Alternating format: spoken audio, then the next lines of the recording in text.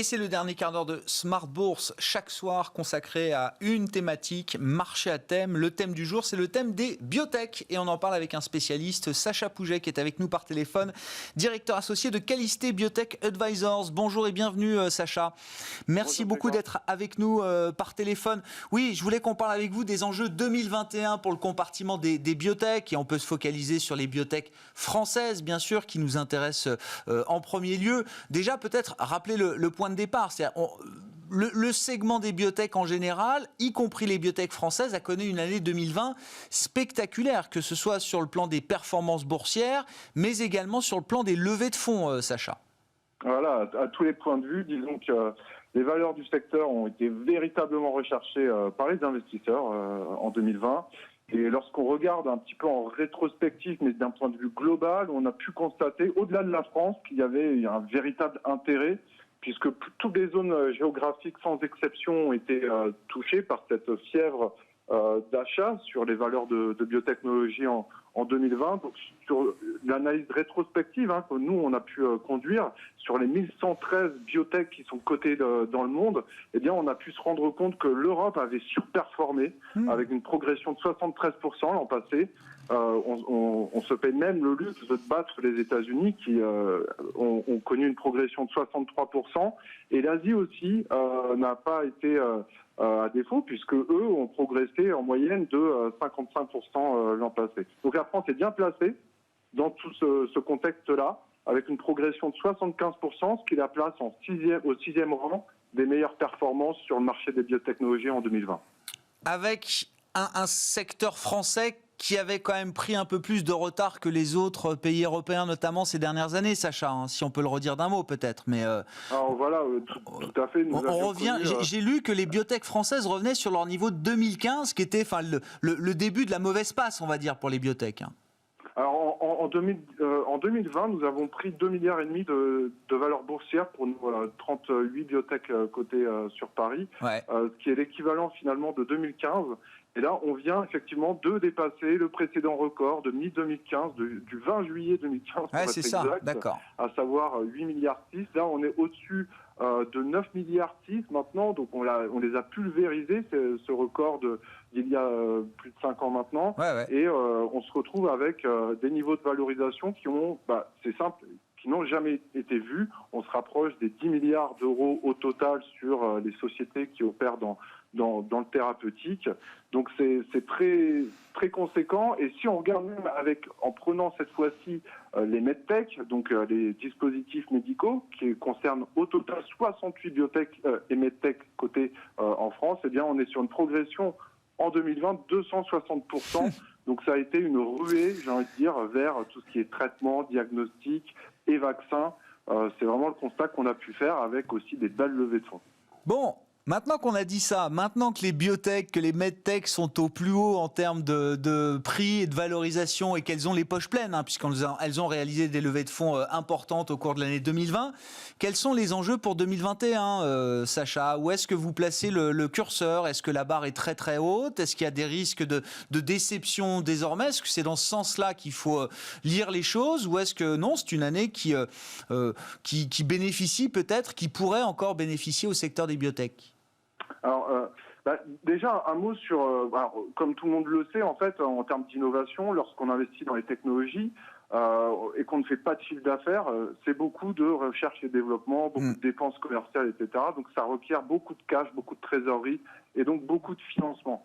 Et de ce point de vue-là, 2020 a été exceptionnel puisqu'on a levé pas moins de 1337 millions d'euros, ce qui était du jamais vu puisqu'on a dépassé le plus haut de 2015 qui était 1032 millions d'euros. Donc, grâce à cela, nos biotech françaises, on va dire, ont étendu leur horizon d'investissement, et puis sécurisé aussi également leur autonomie financière. Donc, ça va leur permettre quoi ? Eh bien, tout simplement de pouvoir investir dans la R&D et donc d'avancer avec leur programme. Et c'est essentiel parce que c'était pas ce qu'on avait constaté les années précédentes. Par exemple, sur les levées de fonds, on est en hausse de 60% en nombre et on est en hausse de 53% en montant levé. Donc maintenant, on va dire, les sociétés françaises ont vraiment une visibilité pour mener à bien leur programme clinique et ça, c'est véritablement du jamais vu. Ce qui est du jamais vu aussi, c'est les partenariats.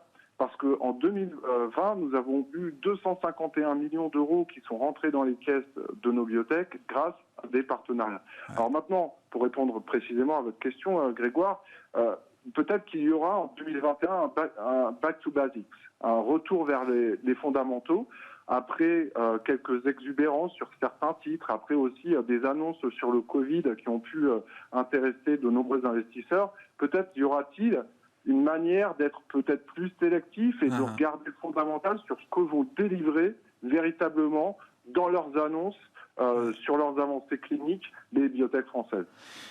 Alors évidemment, celles qui ont pivoté en partie au moins vers le Covid, il va falloir quand même assurer que l'activité peut être éventuellement pérennisée. Pourquoi pas ? Je pense aussi à toutes les biotech qui n'ont pas forcément joué la carte Covid, si vous me passez l'expression, Sacha, et qui ont vu certains de leurs programmes prendre beaucoup de retard, justement en raison de la pandémie et de la complication que ça apportait pour mener des études, des tests cliniques auprès des populations de patients.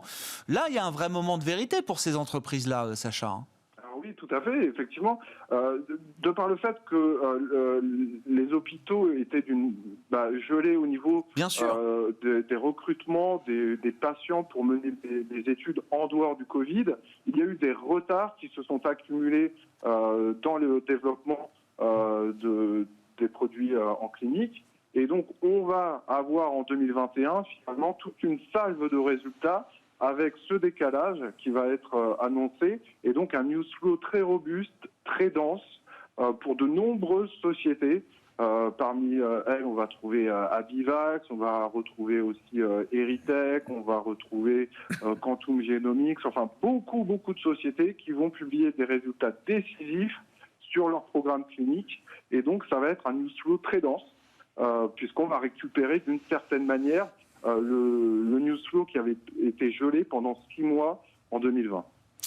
Bon, terminons quand même avec le match États-Unis-France ou Europe. Vous parliez effectivement des performances boursières des biotechs européennes, françaises versus les biotechs américaines sur 2020. Donc on emporte le match, c'est ce que vous disiez de ce point de vue-là, Sacha. Quand on regarde quand même la valorisation, la taille de la capitalisation boursière, on a toujours quand même deux mondes à part. On se demande d'ailleurs même, est-ce qu'il y a une bulle qui est en train de grossir là autour de ce secteur biotech américain en l'occurrence ?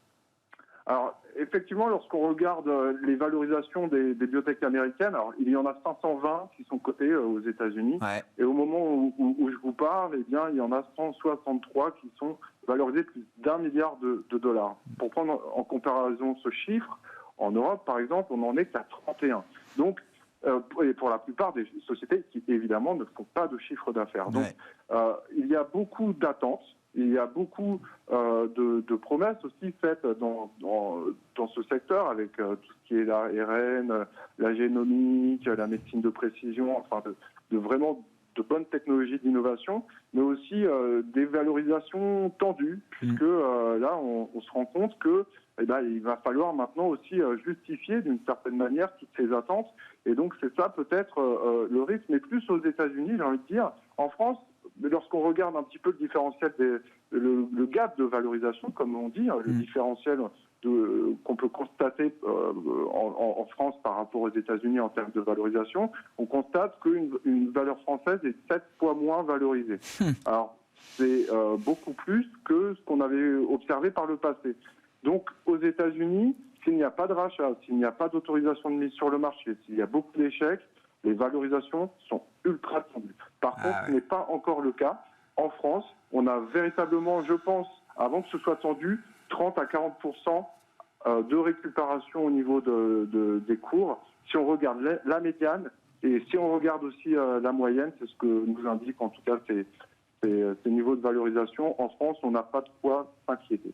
Merci beaucoup Sacha pour votre éclairage toujours précieux sur ce segment si particulier, si prisé de la cote également, que ce soit en Europe ou aux États-Unis, le segment des biotech, des medtech également, on en a parlé avec vous. Sacha Pouget qui était avec nous dans ce quart d'heure thématique de Smart Bourse ce soir, le directeur associé de Calisté Biotech Advisors. Ainsi se termine Smart Bourse. On se retrouve demain en direct à 12h30 sur Bismart.